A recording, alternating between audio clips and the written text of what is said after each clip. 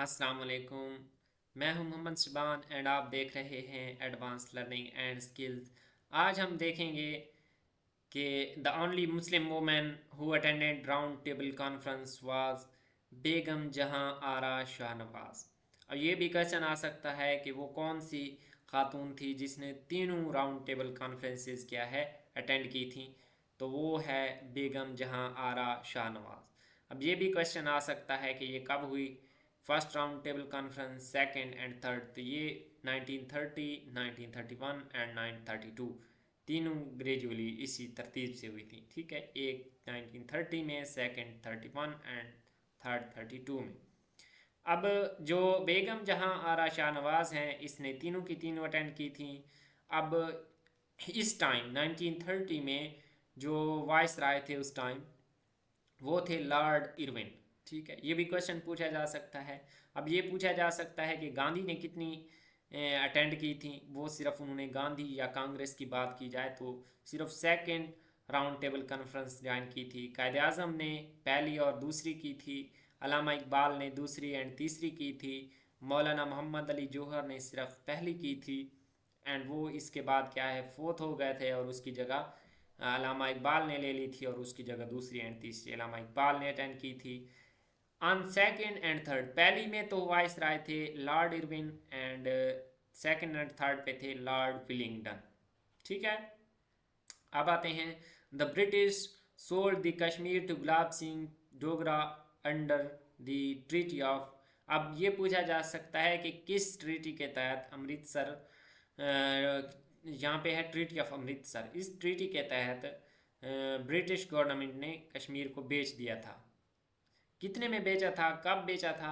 इन 1846 में, 1846 में British government ने डोगरा सिंह को 75 मिलियन रुपीस के अवज़ क्या है कश्मीर बेच दिया था।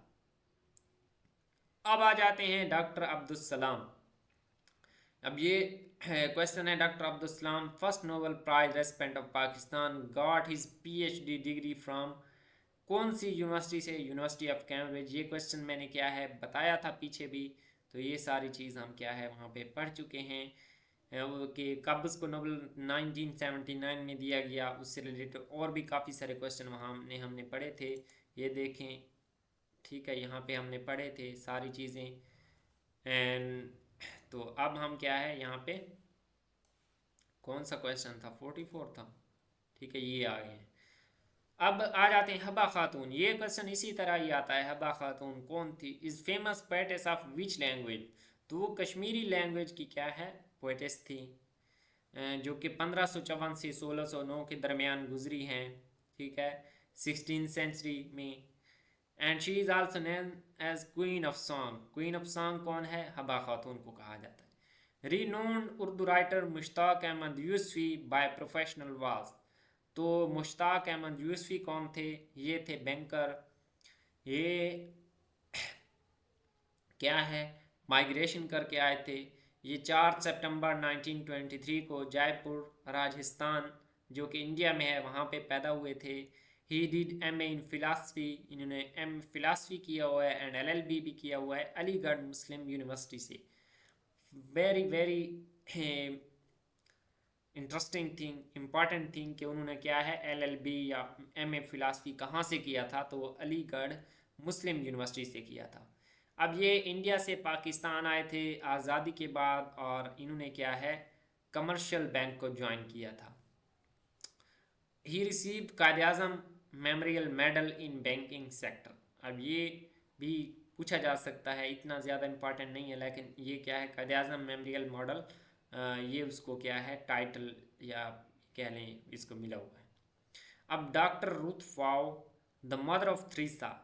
ठीक है, ये क्वेश्चन कई बार रिपीट हो चुका है, बहुत ज़्यादा।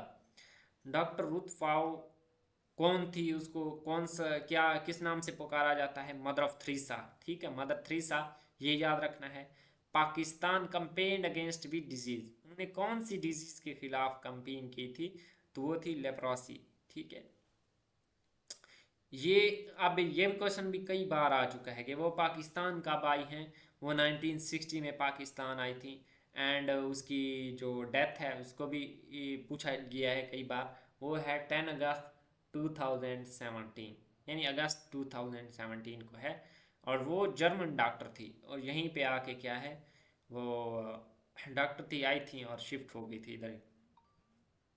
Identify the most benefited sector of Pakistan because of GSP plus और टू यूरोपियन यूनियन। अब यूरोपीय यूनियन जो कि पहले पाकिस्तान की सबसे बड़ी मंडी हुआ करता था, अब सबसे बड़ी मंडी अमेरिका है। तो उसने क्या है पाकिस्तान को 2014 में जीएसपी का स्टेटस दिया था। जीएसपी स्टेटस ऐसा स्टेटस होता है जिसमें क्या है उस करंट कंट्री पे, यानी ये टैरिफ से आप लोग वाकिफ़ होंगे, उस पर कोई टैरिफ नहीं होता, उस पर कोई टैक्स नहीं होता, ड्यूटी फ्री एक्सेस होती है। ठीक है, तो वो हमारे पास क्या है टेक्सटाइल एंड गारमेंट, ये हमारे पास मोस्ट बेनिफिटेड सेक्टर है पाकिस्तान का। अब जनरल सिस्टम ऑफ प्रेफरेंस के बारे में बता दिया है कि ये यूरोपीय यूनियन ने कब दिया था, 2014 में दिया था, ये भी क्वेश्चन आ सकता है।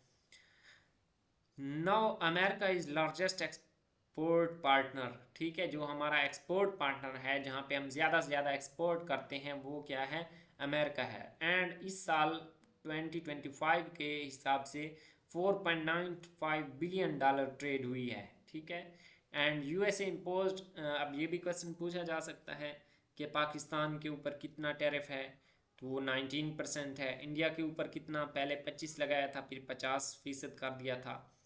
China is second export partner of Pakistan and Pakistan largest import partner is China. Pakistan जो सबसे ज़्यादा चीज़ें दूसरे मुल्क से मंगवाता है वो चाइना है, सबसे ज़्यादा चाइना से चीज़ें आती हैं।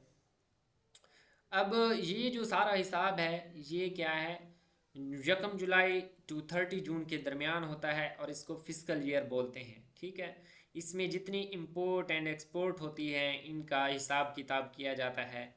एंड फिर जो गवर्नमेंट सर्वेंट्स हैं उनको अलाउंस भी दिया जाता है, उनकी पे बढ़ाई जाती है, इससे तो आप लोग वाकिफ़ ही होंगे। इन दिस ईयर ये हमने क्या है सारी चीज़ देख ली है। Industrial sector most advancement is seen. अब जो ये पिछले साल की बात हो रही थी कि टेक्सटाइल एंड गारमेंट्स, अब इस साल की देखें, क्योंकि ये जो 20 पेपर हम कौन सा पढ़ रहे हैं 2020 वाला, तो वहाँ पे टेक्सटाइल एंड गारमेंट्स था। अब 2025 है तो अब कौन सी सबसे जो शोबा है वो एडवांसमेंट में है, वो इंडस्ट्रियल सेक्टर है। ठीक है, सेकंड जो एडवांसमेंट है वो टेक्सटाइल एंड गारमेंट्स में है। The title of ambassador of Hindu Muslim unity, the title of Ambassador of Hindu Muslim Unity was given to Quaid-e-Azam by Sarojini Naidu। अब सरोजनी नायडू ने कायद आज़म मोहम्मद अली जिन्ना को ambassador of Hindu Muslim unity करार दिया था। ठीक है, कब दिया था, लखनऊ पैक्ट में 1916 में जो हुआ था, वहाँ पे सरोजनी नायडू ने कायद आज़म को ये खिताब दिया था। ठीक है, क्योंकि उस टाइम जो कायद आज़म मोहम्मद अली जिन्ना थे वो मुस्लिम लीग का भी हिस्सा थे एंड जो कांग्रेस है उसका भी हिस्सा थे। कायद आज़म ने मुस्लिम लीग 1913 में ज्वाइन की थी। ठीक है, एंड जो कांग्रेस है वो 1906 में ज्वाइन की थी।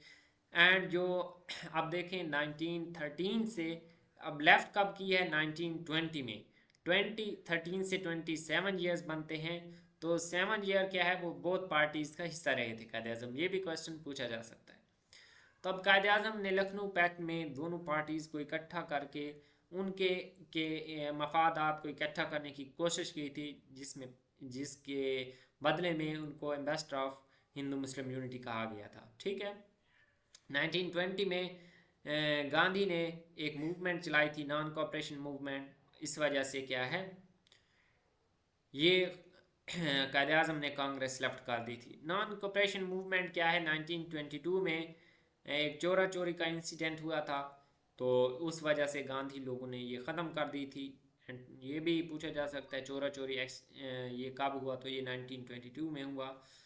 तो मेरे ख्याल से वीडियो लंबी थी गई है तो असा इसको इथाई ब्रेक चलाऊँ, तो बात मिलते हैं नेक्स्ट वीडियो में। अल्लाह हाफिज़।